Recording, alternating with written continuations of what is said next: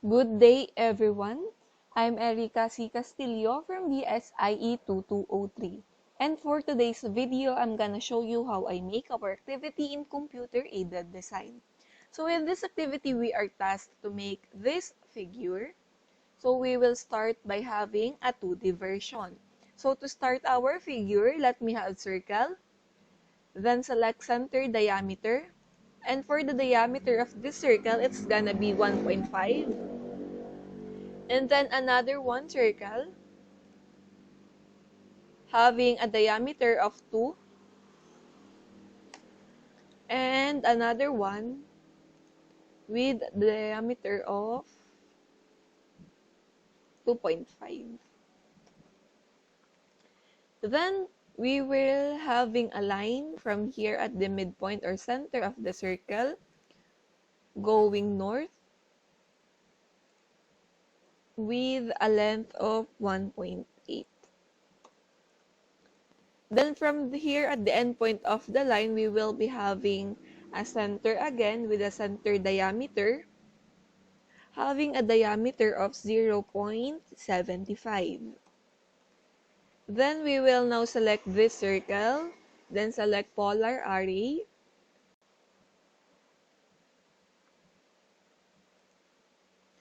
Then for the number of items, it's gonna be 8.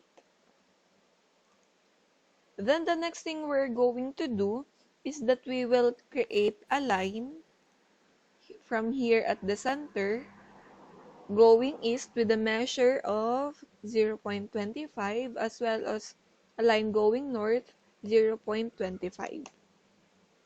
Then we will create on the other side 0.25 again, 0.25.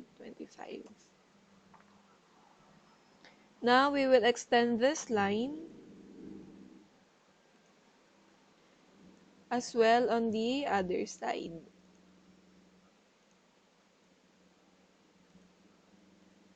And now we will trim the excess of this line and this line. Then from here, we will remove first this line, then we will drag this area, and then we will move into this area. Then we will remove this line,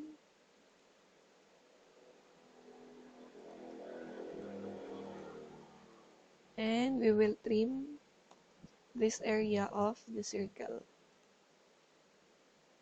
So the next thing we're going to do is that we will create another circle having a center radius of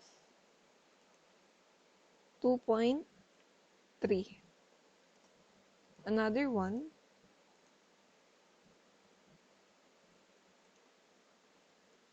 2.6 for its radius, and another one having a radius of 3.12. Then the next thing is that we will we will create a line from here at the point going south with a measurement of 0.2. Then we will create line again, 0.1 for its measurement, as well on the other side, 0.1.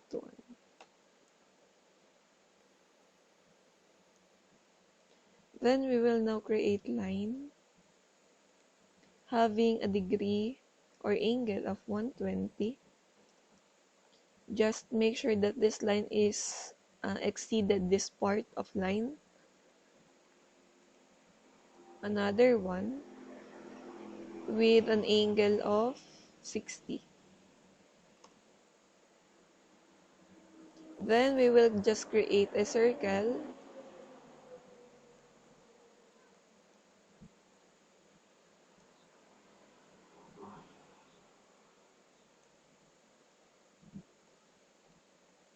Then we will now trim.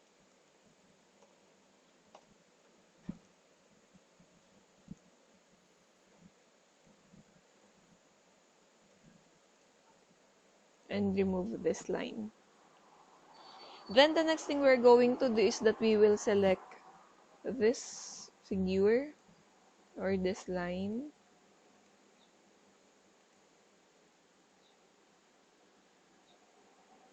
Wait, before I forget, we will select arc, then select start and direction.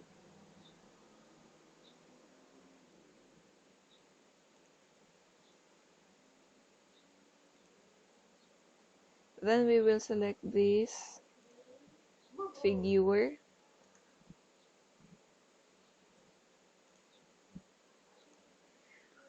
And then we will type join.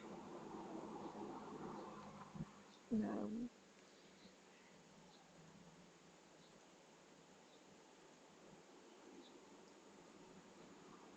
then we will copy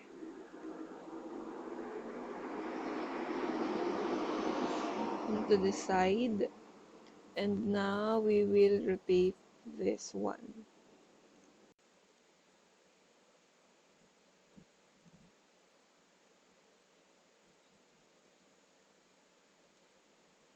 Then the next thing we're going to do is that we will delete this outer circle.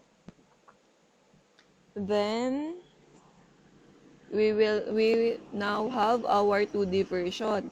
Then we will now change our view to start off by making our 3D version. Just change this 2D wireframe into conceptual.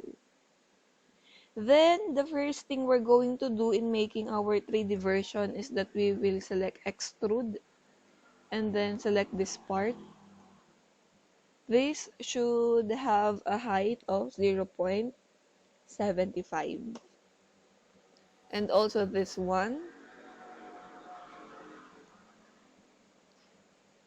0.6.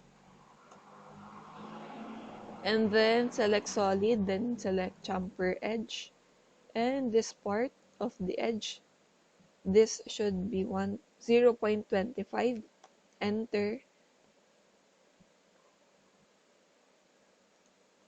0.25, 0.25, enter, enter. Then, going back to press pull, this part of the circle, having a height of 0.35, this one, the next one, 0.75, and the outer part, 0.75 as well. Then going back to solid chamfer edge, we will now this edge, select this edge, and then enter. Then the next thing we're going to do is that we will change our view from here to here. Then repeat the process by having press pull. This part, there's inner part.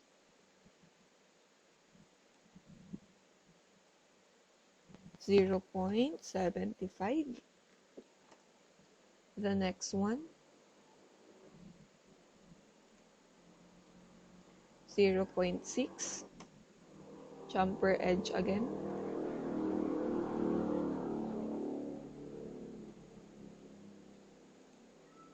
Enter. Press pull.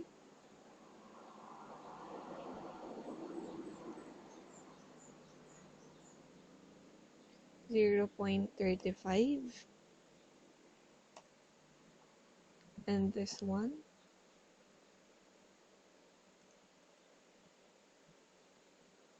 0.75. And the last one, or the outer part, 0.75 as well.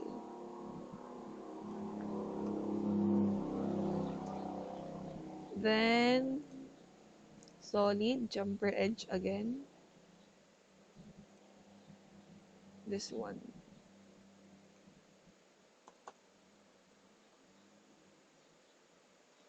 Then the next thing we're going to do is that we will change our view again. And then we will find this one. These two items.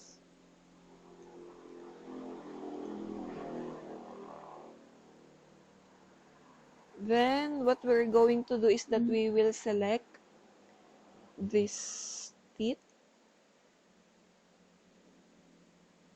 And then we will move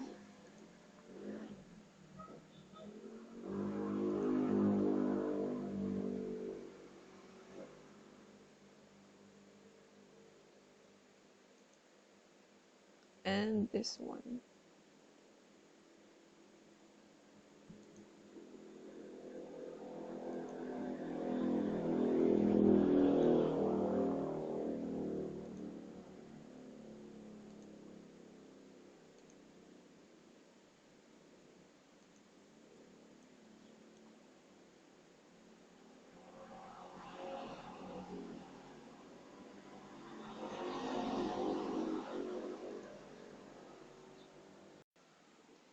Then the next thing we are going to do is that we will select or click the extrude here in the ribbon.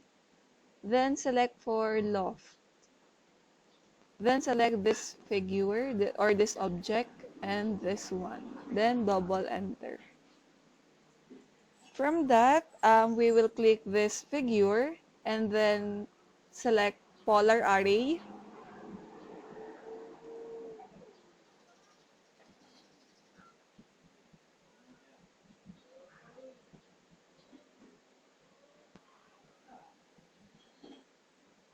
Then going to our top view. Then the number of items will be 28. And now we already have our figure.